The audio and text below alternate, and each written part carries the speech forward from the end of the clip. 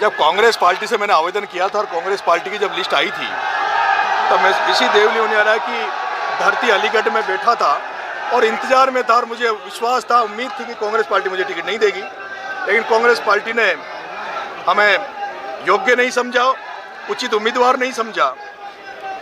ये कोई बात नहीं, चलो हम योग्य नहीं थे, उचित नहीं थे, लेकिन हम चाहते थे, हमने कहा था कि कांग्रेस पार्टी एक ऐसे व्यक्ति को चुनाव लड़ाए जिसने कांग्रेस के लिए काम किया हो।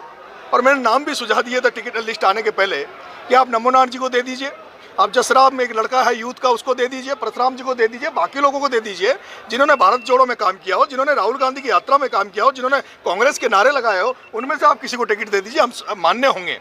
लेकिन मैंने आपको उसी दिन अलीगढ़ में जब आया था तब मैंने ये भी कहा था कि अगर भारतीय जनता पार्टी के नारे लगाने वाला व्यक्ति, मोदी के नारे लगाने वाला व्यक्ति, आरएसएस की विचारधारा वाले व्यक्ति अगर कांग्रेस पार्टी से टिकट लेके आएगा तो हम उसकी खिलाफत करेंगे, उसके खिलाफ उतरेंगे। एक नारा और दिया था, बिकाऊ और टिकाऊ वाला। बिल्कुल तो मैंने दिया था। बीच कैसे टिकेंगे चुनावी सियासत की पिच पर आप? देखिए ऐसा है, इससे पूर्व मैं जहां से चुनाव लड़ा वहां मेरा वोट नहीं था, गांव नहीं था, घर नहीं था, समय भी नहीं था, फिर भी मुझे वहां की भगवान की दया से 44,000 वोट मिले। मैं यहाँ मैदान में उतर रहा हूँ और मैदान में उतरने के पहले जहाँ मैंने यूथ से जहाँ जितने प्रतिनिधि उनसे सबसे बात करी और मैंने अलीगढ़ में मना कर दिया था कि मैं चुनाव नहीं लड़ूंगा, क्योंकि उस समय जैसे ही लिस्ट आई थी कांग्रेस पार्टी की, वहाँ जो बैठे थे बच्चे, जो युवा साथी बैठे थे, वो सब लोग रोने लग गए थे, सबकी धड़कनें बंद हो गई थी, ऐसा लगने लगा था कि सबको हार्ट अटैक नहीं आ जाए। हम सब इमोशनल हो गए थे। मैंने पूछा कि मेरे मनोज भाई, मेरे युवा साथियों, मेरे शिवनारायण भाई, अपन को क्या करना चाहिए?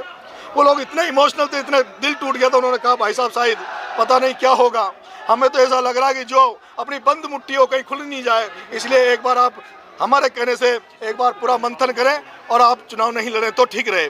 मैंने तभी घोषणा कर दी थी कि मैं चुनाव नहीं लड़ूंगा।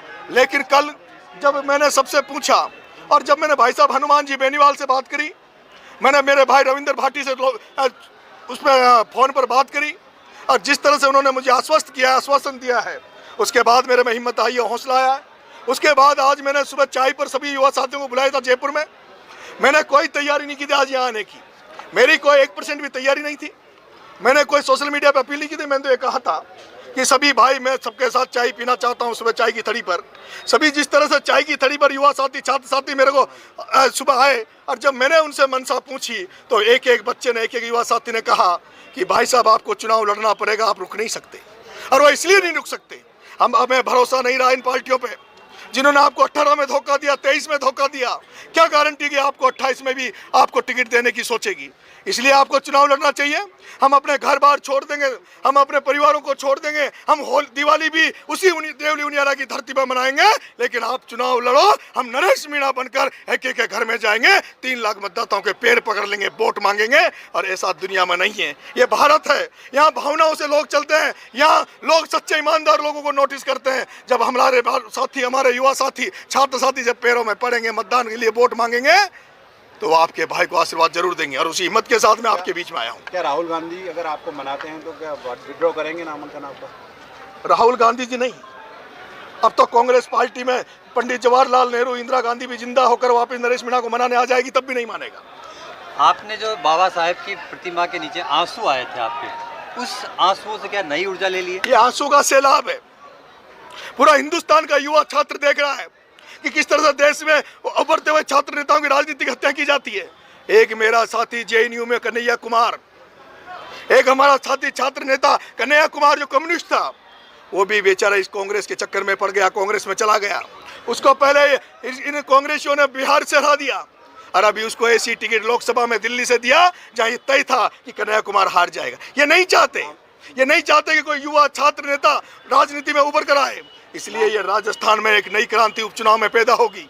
जिस तरह से भाई साहब हनुमान बेनीवाल जी और रविंद्र भाटी ने मेरे को आश्वस्त किया, भाई साहब हनुमान जी बेनीवाल ने जिस तरह से चंद्रशेखर आजाद और उसका नाम राजकुमार रोत का भी भरोसा मुझे दिलाया, मुझे ये पक्का विश्वास है अगर भाई साहब हनुमान जी बेनीवाल, रविंद्र जी भाटी, राजकुमार जी रोत और भाई हमारे चंद्रशेखर जी आजाद अगर देवली उनियारा के यहाँ पर आएंगे तो ये तय मान लीजिए कि राजस्थान के 2028 के चुनाव में एक नई चिंगारी भड़केगी। उस चिंगारी की शुरुआत इस देवली उनियारा की धरती से होगी।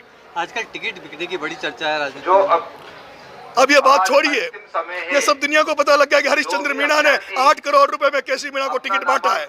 अब मुद्दा बकरे का नहीं है, अब तो मुद्दा राजनीति को बदलने का है। अब मुद्दा राजस्थान की राजनीति को बदलेंगे, उन लोगों को, भ्रष्ट लोगों को हटा देंगे और नई राजनीति पैदा करेंगे। मैं आपके मीडिया साथियों से एक निवेदन करना चाहता हूँ, मेरे अलावा मैं समर्थन देता हूँ उस तेजाजी महाराज के बेटे हनुमान बेनीवाल के पत्नी के भी मैं समर्थन देता हूं। और मैं जाट भाइयों से भी निवेदन करना चाहता हूं, हे जाट भाइयों, एक कहावत है कि टूटेड़ी खाट और झुकेड़ो जाट काम को कोनी। टूटेड़ी खाट और झुकेड़ो जाट काम को कोनी। तुम जिसको कांग्रेस में अगर किसी रतन चौधरी को टिकट दिया उसको बना दोगे, तुम बीजेपी का हेमंत और डांगा को बना दोगे तो वो एक व्यक्ति बीजेपी के नारे लगाएगा, रतन चौधरी कांग्रेस के नारे लगाएगा। लेकिन अगर हनुमान बेनीवाल की पत्नी कनिका बेनीवाल को तुमने जिता दिया तो मेरे जाट भाइयों वो तेजाजी महाराज की जय जयकार करेंगे। और मैं नरेश मीणा कह देना चाहता हूँ जाट भाइयों से, पूरे तेजाजी के वंशजों से मैं कह देना चाहता हूँ कि हनुमान बेनीवाल को कमजोर मत होने देना। हनुमान बेनीवाल की पत्नी को खीवसर से जिता के भेजना, जैसे मैंने राजस्थान विश्वविद्यालय में प्रभात चौधरी को जिताया था। आने वाले समय में अब तक हनुमान बेनीवाल अकेला था, लेकिन जिस तरह से चंद्रशेखर आजाद उसके साथ खड़ा है, राजकुमार रोत उसके साथ खड़ा है, हाड़ौती से लेकर पूर्वी राजस्थान तक अब हनुमान बेनीवाल का छोटा भाई बनकर नरेश मीणा उनके साथ खड़ा रहेगा। जो सपना हम बहुत दिनों से देखते थे, आने वाले समय में किसान का 2028 के चुनाव में किसान के बेटे को मुख्यमंत्री बनाकर ही बस लेंगे, मुख्यमंत्री बनाकर ही रुकेंगे। मैं भाई रविंद्र भाटी से भी एक निवेदन करना चाहता हूँ, जिस तरह से गुर्जर मीणाओं के मतभेद थे, मनभेद थे, और जिस तरह से मैंने काम किया दोनों समाजों में, जिस तरह से मैंने गुर्जर मीणा समाज को एक कर दिया, भाई रविंद्र भाटी जी बड़ा दिल बता के, भाई हनुमान जी आप भी बड़ा दिल करके दोनों भाई उनियारा में एक मंच पे आ जाना। अगर आप दोनों रविंद्र भाटी हनुमान बेनीवाल दोनों एक मंच पे आ गए तो ये भी एक इतिहास रचा जाएगा कि जाट और राजपूतों के दो नेता एक साथ खड़े, जिनको पार्टियां नहीं चाहती कि राजपूत जाट एक हों। ये राजस्थान की एक नई तस्वीर और तकदीर होगी। और मेरे मीडिया साथियों, मैं भाई उस राजकुमार रोहत को भी मैं समर्थन देता हूं, 84 में सलूमर में मैं समर्थन देता हूं, उनसे भी मैं निवेदन करना चाहता हूं। जिस राजकुमार रोहत ने लड़ाई लड़के संघर्ष करके, अरे वो राजकुमार रोहत भी कांग्रेसी था, वो एनएसए का था, लेकिन महेंद्रजीत मालविया ने, रघुवीर मीणा ने उस राजकुमार रोहत को कभी मौका नहीं दिया आगे आने का। उस राजकुमार रोहत ने आपके भरोसे 84 और सलूमर के युवा साथियों, उसने यूथ के दम पर अपना मामूल बनाया है। मैं निवेदन करना चाहता हूं, दोनों सीटों पर राजकुमार रोहत की पार्टी को जिताना। मेरे भाइयों, ये जो हनुमान बेनीवाल है, ये जो राजकुमार रोहत है, ये जो नेता है, हो सकता है इनमें कोई कमी होगी, क्योंकि कमी तो भगवान में भी रही है।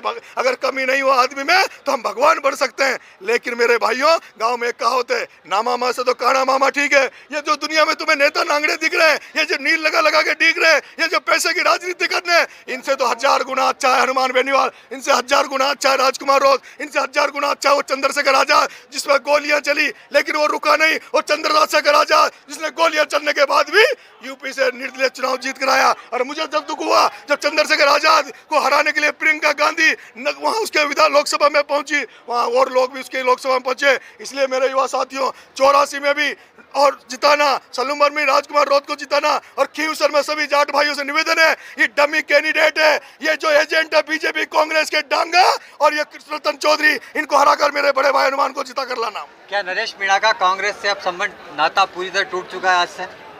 पूरी तरह से टूट चुका है। विधानसभा में चुनाव अगर जीतता हूं, और जिन शेरों का, जिन टाइगरों का, इन महान पुरुषों का नाम मैं ले रहा हूं, अगर ये सच्चे मन से एक साथ बैठे तो हनुमान बेनीवाल का सपना पूरा करेंगे। रविंद्र भाटी जिस मकसद से राजनीति में आया, निर्दलीय जीत कर आया है, उस रविंद्र भाटी का मकसद पूरा करूंगा। यहाँ पर जो भाई राजकुमार रोहत का जो मकसद है आगे जाने का, उस मकसद को पूरा करूंगा। इनसे सबसे जूनियर में हो गया राजनीति में, उम्र में राजकुमार, मैं हनुमान से छोटा हूँ लेकिन राजकुमार से बड़ा हूँ, मैं भाई रविंद्र से बड़ा हूँ, लेकिन उम्र में राजनीति में मैं छोटा कद हो गया, मैं जूनियर हो गया। तो मैं जूनियर बनकर ही भाई रविंद्र को राजनीति में बड़ा भाई मानूंगा। भाई हनुमान जी हमसे राजनीति में भी बड़े हैं और हमसे वैसे उम्र में भी बड़े हैं। हम सब लोग एक दिल से एकजुट होकर इस राजस्थान की राजनीति को बदलेंगे। अगर ऑफर क्यों ठुकरा दिया आपने चुनाव लड़ने का? आएगा बीएपी से जो ऑफर मिला था उसको देखिए, मैं भाई साहब हनुमान जी बेनीवाल से मिला था। आज मैं चाहता हूं, मुझे जिस तरह से सर्व समाज का आशीर्वाद मिल रहा है, सर्व समाज के बुजुर्गों का आशीर्वाद, यूथ का साथ मुझे मिल रहा है, मैं चाहता हूं मैं सभी धर्मों को, सभी जातियों को एक साथ लेकर आगे बढ़ूं, स्वच्छ राजनीति करूं, ईमानदारी की राजनीति करूं, जो आज कहीं गायब हो गई है, कहीं गायब हो गई है। एक हरिश्चंद्र मीणा जो बीजेपी से चुनाव लड़ता है, यहाँ आकर कांग्रेस से चुनाव लड़ता है। कई लोग यहाँ वो कहता है हरीशचंद्र मीणा, तू तेरी दुकान छोड़ना चाहता तो चाहता 2028 में ये जो डमी कैंडिडेट उतारा है वो हार जाए, फिर मैं 2028 में कैंडिडेट को कहूंगा कि अब लोकलों में दम नहीं है, स्थानीय प्रत्याशियों में दम नहीं है, दम है तो हरीशचंद्र में है, और फिर तू चुनाव लड़ेगा। नरेश मीणा आ गया, हरीशचंद्र मीणा देवली उनियारा की धरती पर। जिस तरह से प्रमोद जैन भाई की दुकान को बंद करके 12 से आया हूँ, उसी तरह से देवली उनियारा से हरीशचंद्र मीणा तेरी दुकान बंद कर दूंगा, 200 से मुरारी लाल मीणा तेरी दुकान बंद कर दूंगा, और ये जो राजनीति, जो पैसे की राजनीति कर रहे हैं, इनको घर बिठा देंगे ठिकाने। का मुकाबला राजेंद्र गुर्जर से है या कस्तूरचंद मीणा से? अभी आप देख लीजिए थोड़े दिन बाद में। आज की स्थिति में मेरी टक्कर राजेंद्र गुर्जर से रहेगी 2 दिन 3 दिन। बीजेपी आज खुश हो रही होगी कि चलो केसी तो गया, केसी की जमानत तो जब्त हो गई नरेश के आने से, लेकिन 3-4 दिन पहले, क्योंकि आज जो पुलिस का प्रशासन का सपोर्ट मुझे दिख रहा है, उनको इशारा होगा बीजेपी वालों का कि अभी इन्होंने नरेश की मदद करो। लेकिन मैं कह देना चाहता हूँ, वो बीजेपी वाले 4 दिन बाद में केसी को नजरअंदाज कर देंगे, वो नरेश मीणा से अपनी टक्कर मानेंगे और वो प्रशासन का दुरुपयोग करेंगे, सरकार का दुरुपयोग करेंगे। लेकिन भारतीय जनता पार्टी वालों, मेरा नाम नरेश मीणा है। जितने बड़ी चट्टानों से मैं टकराता हूँ, जितने बड़े लोगों से मैं लड़ता हूँ, उतनी ऊर्जा मेरे अंदर आती है, उतनी मेरी सेना में ऊर्जा आती है। अगर कहीं सरकार का दुरुपयोग करने की कोशिश करी, सत्ता का गलत फायदा उठाने की कोशिश करी, तो नरेश मीणा की सेना किसी